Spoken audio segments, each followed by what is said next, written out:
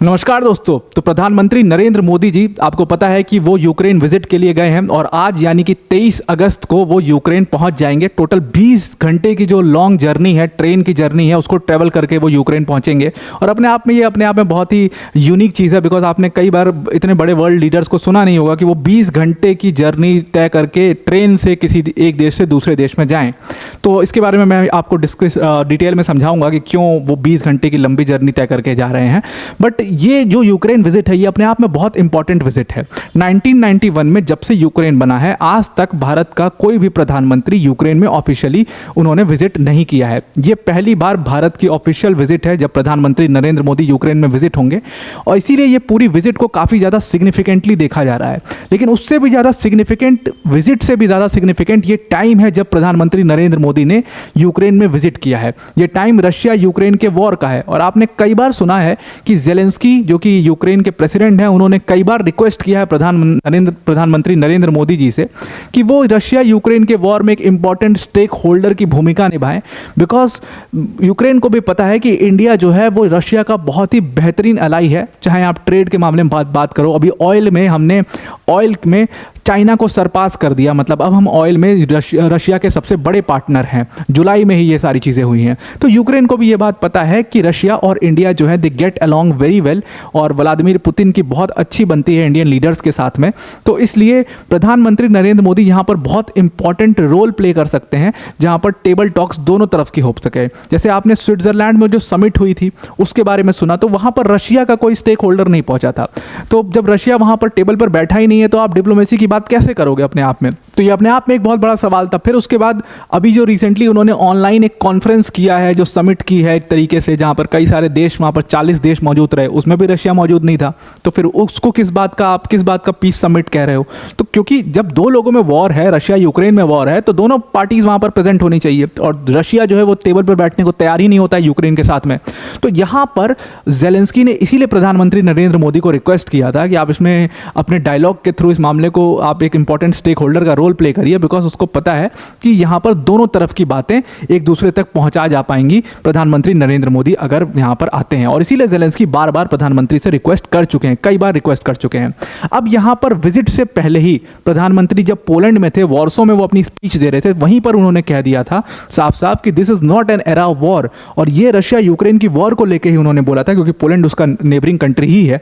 तो उन्होंने कहा था कि ये वॉर का एरा नहीं है, और यहां पर हमें कहीं ना कहीं पीस ढूंढना होगा इस पूरे एरा में। इस पूरे जो रीजन है, जो ये पूरे तरीके से यहाँ पर वायलेंस हुआ है, यहाँ पर हमें पीस स्थापित करना होगा। अब आप सोचिए कि एक भारत का लीडर, प्रधानमंत्री नरेंद्र मोदी, यूरोप में जाकर के वहां पर पीस लाने की बात कर रहे हैं। अब ये आपको बिल्कुल उल्टा दिखाई नहीं दे रहा है? कभी यही चीज़ जो है वेस्टर्न कंट्रीज, खासतौर से यूरोपियन कंट्रीज जो है वो बोला करती थी एशिया को लेकर के, वेस्ट एशिया को लेकर के बोला करती थी, फिर हमारे सदर्न साउथ ईस्ट एशिया को लेकर के बोला करती थी। यूएस जो है वो पीस स्थापित करना चाहता था। लेकिन अब जिस तरीके से यूएस और ये कंट्रीज जो हैं ये एक्सपोज हुई हैं, जहाँ पर डोनाल्ड ट्रंप का जो पूरा स्पीच है उसको मैं बहुत बड़ा साक्षी मानता हूं उस चीज़ का, जहां पर उन्होंने कहा कि भाई इनकी वजह से अफगानिस्तान हो गया, इनकी वजह से सीरिया हुआ, इनकी वजह से इराक हुआ, ईरान से प्रॉब्लम है, रशिया यूक्रेन हो गया। तो यहां पर उन्होंने एक चीज़ तो पूरी दुनिया के सामने ला दी है कि अब यूएस की जो ये हिपोक्रेसी है जो आज तक चलते आई है वो और नहीं चलेगी। बिकॉज उन्होंने पूरी तरीके से डिप्लोमेट जो लीडर थे डेमोक्रेट पार्टी के, उनको एक्सपोज कर दिया। यहाँ पर जो यूएस के डिप्लोमेट्स हैं अलग अलग कंट्री में, वो किस तरीके से शामिल रहते हैं इन सारी चीज़ों में, उनको एक्सपोज कर दिया है। और उसके बाद अब जब प्रधानमंत्री नरेंद्र मोदी यूरोप में जाकर के ये बात बोलते हैं, तो ये बहुत बड़ी बात है अपने आप में, और इसीलिए इस पूरी ट्रिप को बहुत सिग्निफिकेंटली देखा जा रहा है। तो वहां पर उन्होंने पीस की बात तो कर ही दी है। अब जेलेंस्की जो है उन्होंने खुद रिक्वेस्ट किया था प्रधानमंत्री नरेंद्र मोदी से कि आप इस मामले में आइए और इस कॉन्फ्लिक्ट का रिजोल्यूशन करिए। तो मतलब एजेंडा भी बहुत ज़्यादा यहाँ पर क्लियर है। एजेंडा साफ साफ यहाँ पर ये है कि यहाँ पर पीस स्थापित करने के लिए पूरी विजिट की जा रही है। पोलैंड में भी जहाँ पर जो विजिट की गई उसके लिए भी, वहाँ पर भी उन्होंने सिर्फ और सिर्फ वायलेंस की बात करी कि वायलेंस नहीं होना चाहिए, इस पूरे रीजन को जो है वो डी एस्केलेट करिए इस पूरे मामले को, ये सारी बातें उन्होंने करी। और आपको पता है कि अभी 6 हफ्ते पहले यहाँ पर प्रधानमंत्री नरेंद्र मोदी ने विजिट किया था था रशिया के अंदर में, जहां पर वो व्लादिमीर पुतिन से मिले थे। और पुतिन के साथ भी उन्होंने यही सेम बात करी थी रशिया यूक्रेन के वॉर को लेकर के, कि किस तरीके से, किस डिप्लोमेसी से, किस डायलॉग से ये पूरा वॉर जो है वो सुलझ सकता है। तो यहाँ पर आप देखोगे कि पोलैंड और यूक्रेन का जो बॉर्डर है वो यहाँ पर एक साथ साझा होता है। तो अब पोलैंड से वो यूक्रेन में विजिट करेंगे, पोलैंड के वॉर्सो से यूक्रेन के कीव में वो विजिट करेंगे। अब यहाँ पर ये जो बॉर्डर साझा होता है, तो पोलैंड पहले विजिट किया था प्रधानमंत्री नरेंद्र मोदी ने, और पिछले 45 सालों में पहली बार कोई प्रधानमंत्री जो है उसने पोलैंड में विजिट किया है। और इस विजिट करने का रीज़न बहुत बड़ा था, बिकॉज पोलैंड ने भारत की बहुत ज़्यादा मदद की थी यूक्रेन के टाइम पर। अब हुआ क्या है, आपको पता है कि यूक्रेन में बड़ी मात्रा में इंडियन स्टूडेंट्स जो है, मेडिकल स्टूडेंट्स पढ़ा करते थे, और जैसे ही रशिया ने यूक्रेन के ऊपर अटैक किया था, तो ये इंडियन स्टूडेंट्स जो है वो वहाँ पर ट्रैप हो गए थे। तो वहाँ पर पोलैंड ने अपने बॉर्डर्स इंडियन स्टूडेंट्स के लिए खोल दिया था इमरजेंसी के तहत, और वहाँ पर अपने जो वीज़ा रिस्ट्रिक्शंस थे उनको भी हटा दिया था, जितने पासपोर्ट रिस्ट्रिक्शंस थे उनको भी हटा दिया था, और इंडियन स्टूडेंट्स को यहाँ तक सेफली आने दिया था ताकि इनको अपने देश में भेजा जा सके। और उसके बाद यहाँ से पता लगा कि इंडिया की डिप्लोमेसी कितनी ताकतवर है। तो उसका थैंकफुल करने के लिए, उसके लिए थैंक गिविंग एक तरीके से विजिट थी पोलैंड के अंदर में, और कई सारे इंपॉर्टेंट टाइज भी यहाँ से बनाए जाएंगे। अब पोलैंड से यूक्रेन वो विजिट करेंगे, और यहाँ पर एजेंडा बहुत क्लियर है कि किस तरीके से इस पूरे रीजन में पीस लाना है, उसके लिए विजिट की जा रही है। अब आपको पता है कि G7 जो समिट हुई थी, जो इटली में प्रधानमंत्री नरेंद्र मोदी गए थे, वहीं पर जेलेंस्की प्रधानमंत्री नरेंद्र मोदी से मिलते हैं, और वो पूरा एक वीडियो वायरल हुआ था जहां पर वो कुछ बातचीत कर रहे हैं प्रधानमंत्री नरेंद्र मोदी से। तो वहीं पर उन्होंने रिक्वेस्ट किया था कि आप इस मामले में पढ़िए और आप डायलॉग के थ्रू इस मामले को रिजॉल्व करने की कोशिश करिए, एक मेजर स्टेक होल्डर का रोल प्ले करिए। खुद यूक्रेन ने ये रिक्वेस्ट प्रधानमंत्री से की वहां पर। अब हमारी जो मिनिस्ट्री ऑफ एक्सटर्नल अफेयर्स है, उनका भी स्टैंड इस मामले में बहुत क्लियर है, that we stand with piece.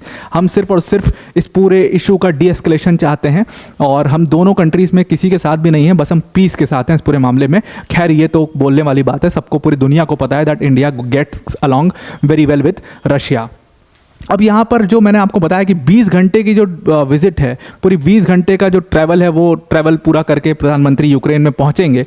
तो वो एक रेल है वहाँ पर जिसका नाम है रेल फोर्स 1। तो मतलब एक ट्रेन से वो पोलैंड से यूक्रेन जाएंगे, और ये ट्रेन जो है, ये पूरी ट्रेन जर्नी 20 घंटे की होने वाली है। इवन ऐसा नहीं कि सिर्फ प्रधानमंत्री नरेंद्र मोदी के लिए ट्रेन जर्नी है, इसके पहले जो बाइडेन ये जर्नी ले चुके हैं, और जो बाइडेन ने बहुत कंप्लेन किया था कि मतलब मेरी बैक में पेन हो गया और ये मेरे लिए बहुत मुश्किल ट्रिप रही। खैर ऐसी बहुत सारी बातें जो बाइडेन ने पहले भी कही हुई है। और फ्रांस के जो लीडर हैं मैक्रॉन, उन्होंने भी इसी ट्रेन विजिट के तहत वो यूक्रेन में पहुंचे थे, बिकॉज जब से रशिया यूक्रेन का वॉर चल रहा है, सारे इंपॉर्टेंट एयरपोर्ट्स यूक्रेन के बंद हैं। यूक्रेन का एयर स्पेस पूरी तरीके से कमर्शियल फ्लाइट्स के लिए बंद कर दिया गया है, इंपॉर्टेंट ऑफिशियल फ्लाइट्स के लिए भी बंद कर दिया गया, because it is not seems as safe. इसी वजह से अब जो इतने बड़े लीडर्स हैं, इवन यूरोपियन यूनियन के भी जो बड़े लीडर्स यूरोप में विजिट कर रहे हैं, यूक्रेन के अंदर में विजिट कर रहे हैं, वो यही रेल नेटवर्क का विजिट कर रहे हैं। और ये ट्रेन काफ़ी सेफ है, और अपने आप में ये एक चलता फिरता किला है, एक टैंक है जहाँ पर काफ़ी ज़्यादा सिक्योरिटी है। तो आई होप आपको ये पूरा आर्टिकल, प्रधानमंत्री नरेंद्र मोदी की यूक्रेन विजिट किस तरीके से भारत के लिए बहुत इंपॉर्टेंट है, और it's a big opportunity for India also in case of diplomacy. International diplomacy में आप एक मेजर स्टेक होल्डर बन करके अब उभरते हुए आ रहे हो, और अब ये चीज़ बिल्कुल तय हो चुकी है कि जहां पर हमारा देश, हमारा जो पूरा दुनिया है, वो पहले बाइपोलर हुआ करती थी, आज के डेट में वो एक मल्टीपोलर वर्ल्ड है। और किस तरीके से कुछ कंट्रीज ने सच में इंडिया को एज अ लीडर माना है, और ग्लोबल साउथ का लीडर ऐसे ही नहीं है इंडिया, इसी वजह से ग्लोबल साउथ का लीडर उसको कहा जा रहा है। तो एक मेजर स्टेक होल्डर का रोल प्ले कर रहा है भारत यहाँ पर, और ये अपने आप में बहुत बड़ी, बहुत खुशी की बात है। तो अब आपको ये पूरा आर्टिकल समझ में आ गया होगा। अब वीडियो को एंड करने से पहले अनअकैडमी टीम की तरफ से एक बहुत बड़ी अनाउंसमेंट है। देखिए, हमने आपके लिए 2 कोर्सेस लॉन्च किए थे। एक कोर्स था जियोपॉलिटिक्स के ऊपर, जहां पर हम ऑयल जियोपॉलिटिक्स के ऊपर डिटेल में डिस्कशन करने वाले हैं। किस तरीके से बड़े बड़े जो बिजनेस हाउसेस आज की डेट में आप देखते हो, वो ऑयल का बिजनेस करके बड़े बने, उन्होंने पूरे मार्केट को कैप्चर किया। रॉकफेलर्स की बात करते हैं, रॉथशाइल्ड्स की बात करते हैं, रशिया में नोबल्स की बात करते हैं, जिनके नाम पर नोबल पीस प्राइज़ भी रखा गया है, उसकी भी अपनी एक बड़ी रोचक कहानी है। वो सारी चीज़ें डिस्कस करेंगे। उसके बाद कंट्रीज़ के बीच में कैसे स्ट्रगल होना शुरू हुआ, कुछ कंट्रीज़ ने कैसे ऑयल को नेशनलाइज करने की कोशिश करी, कुछ कंट्रीज़ ने कैसे ऑयल में जो अमेरिकन डॉलर्स में ऑयल का ट्रेड होता है उसको चेंज करने का कोशिश किया। तो मतलब ये सारी चीज़ें काफ़ी डिटेल में डिस्कस करेंगे, बिकॉज इन चीज़ों से ही कई मेजर कॉन्फ्लिक्ट्स जो हैं वो दुनिया में हुए हैं। वर्ल्ड वॉर 1 में ऑयल का क्या रोल रहा, वर्ल्ड वॉर 2 में क्या ऑयल का रोल रहा, उसके बाद सीरियन सिविल वॉर में ऑयल का क्या रोल रहा। तो ये सारी चीज़ें आपको डिटेल में इस कोर्स के अंदर में समझ में आ जाएंगी। मतलब आप समझ लीजिए 1800 से लेकर के 2024 तक मोस्ट ऑफ दी जो इंपॉर्टेंट घटनाएं हैं जो ऑयल जियोपॉलिटिक्स की वजह से हुई हैं, वो सारी चीज़ें हम यहाँ पर डिस्कस करेंगे। टोटल इसमें 5 लेक्चर्स होने वाले हैं। उसके बाद जो हमारा सेकंड कोर्स है जिसमें हम इंडियन पॉलिटी के ऊपर डिस्कस करेंगे, उन जजमेंट्स को हमने पिक किया है जिन्होंने इंडिया के फाइनेंशियल लैंडस्केप को चेंज करके रख दिया है। इंडिया के फाइनेंशियल लैंडस्केप को चेंज करने वाले जजमेंट्स में जैसे बैंकों का राष्ट्रीयकरण किया गया था इंदिरा गांधी जी के टाइम पर और उसको सुप्रीम कोर्ट में चैलेंज किया गया था। तो उस टाइम की पॉलिटिकल सिचुएशन क्या थी, सुप्रीम कोर्ट के ऊपर कितना प्रेशर था, सुप्रीम कोर्ट के प्रेशर के बावजूद सुप्रीम कोर्ट ने क्या जजमेंट्स दिए, वो सारी चीज़ें यहाँ पर हम डिस्कस करने वाले हैं। फाइनेंशियल लैंडस्केप में 5 जजमेंट्स में पिक की गई हैं, लेकिन आप ऐसा मत सोचिएगा कि ये सिर्फ जजमेंट्स मैं आपको बताऊंगा। जजमेंट्स के अलावा वहाँ पर पॉलिटिक्स किस तरीके से हावी रहती है, जुडिशरी और लेजिस्लेचर के बीच में टसल किस तरीके से होता है, उसका एग्जाम्पल देखेंगे। तो ये सारी चीज़ें हम यहाँ पर इस कोर्स के अंदर में भी डिस्कस करने वाले हैं, इंडियन पॉलिटी वाले में, और इसमें भी 5 लेक्चर्स होने वाले हैं। तो टोटल इस पूरे कोर्स के अंदर में 10 लेक्चर्स होंगे। तो अगर आप इस कोर्स को अवेल करना चाहते हैं तो डिस्क्रिप्शन में हमने लिंक दे दी है, इस वीडियो के कॉमेंट में भी हमने लिंक को कोर्स के पिन कर दिया है, उस पर आप क्लिक करिएगा और जहां पर यूज़ कोड का ऑप्शन आएगा वहां पर APYT10 यूज़ करिएगा, तो आपको ये कोर्स सिर्फ और सिर्फ 500 रुपये में आपको अवेल हो सकता है। तो आई होप आपको ये पूरा आर्टिकल भी समझ में आ गया होगा, हमारे कोर्सेज के बारे में भी समझ में आ गया होगा। तो आज के लिए इतना ही। Thank you and have a nice day.